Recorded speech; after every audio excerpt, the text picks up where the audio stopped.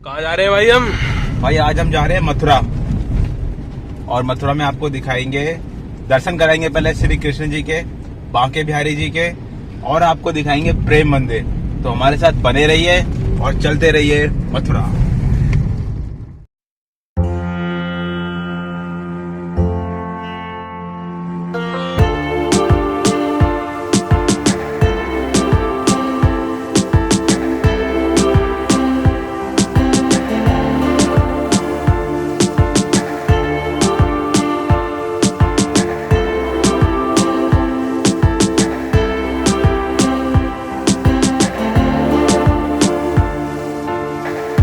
शामिल हो तो आप लोग भी दर्शन करिए यमुना माता के और आरती का आनंद लीजिए।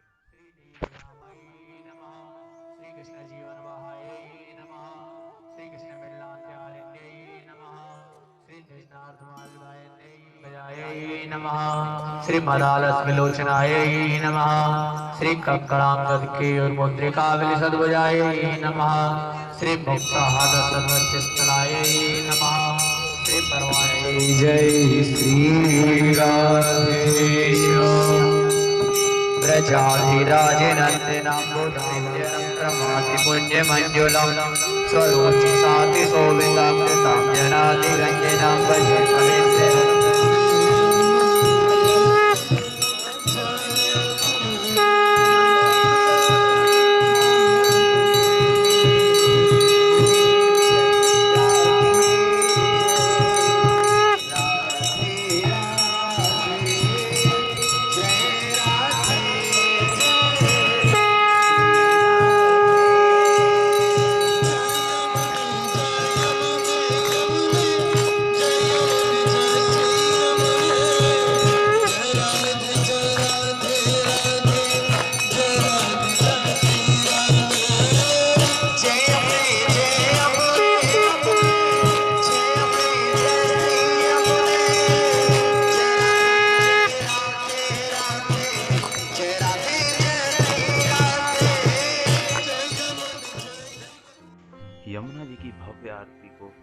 देखकर दिल में जो सुकून मिलता है वो आप वहीं जाकर महसूस कर सकते हैं। अब हम चल दिए हैं निधिवन की ओर।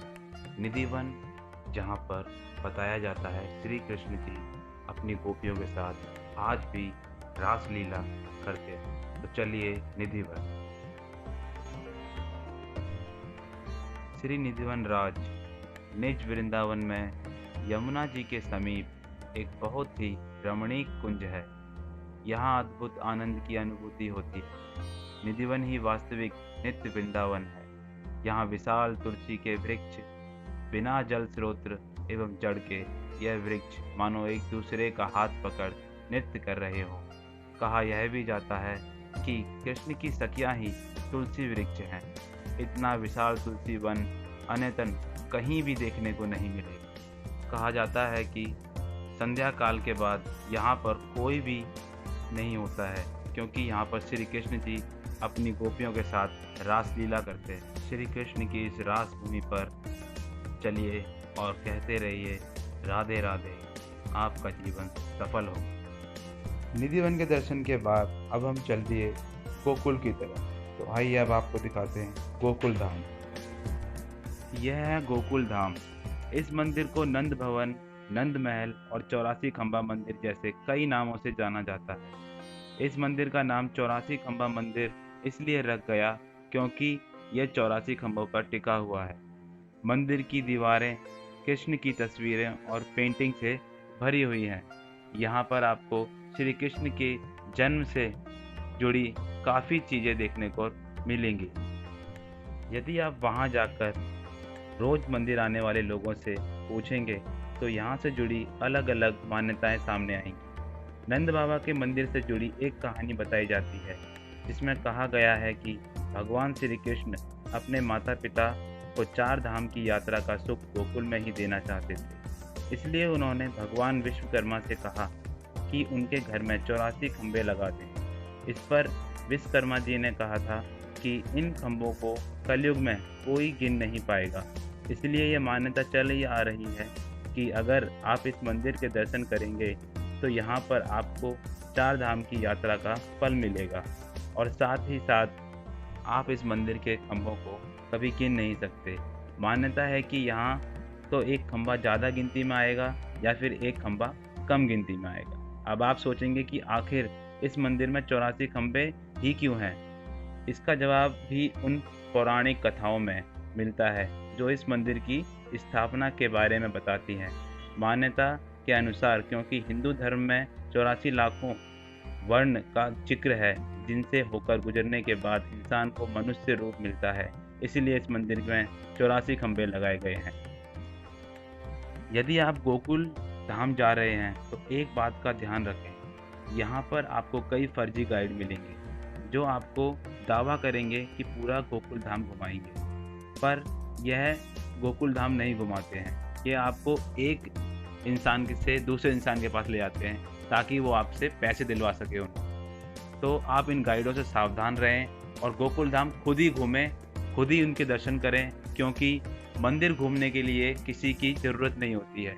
मन में श्रद्धा होती है तो इंसान खुद ही मंदिर को घूम लेता है। भगवान से मिलने के लिए किसी गाइड की ज़रूरत नहीं होती है। तो चलिए हमारे साथ अब हम दर्शन करते हैं गोकुल धाम के।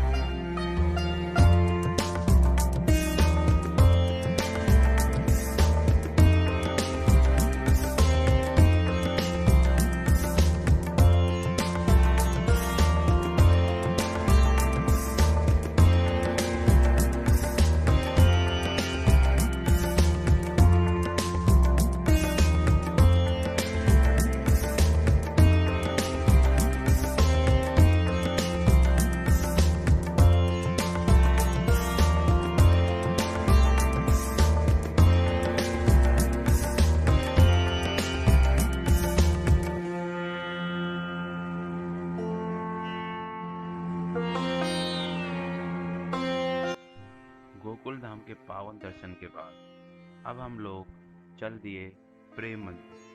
तो आइए देखते हैं प्रेम मंदिर। प्रेम मंदिर जाने का सही समय है 5:30 बजे से 8:30 बजे के बीच।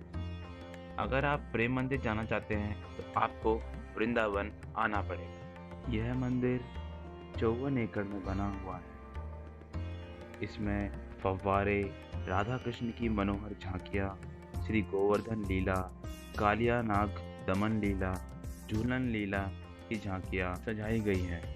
यह मंदिर वास्तुकला के माध्यम से दिव्य प्रेम को साकार करता है।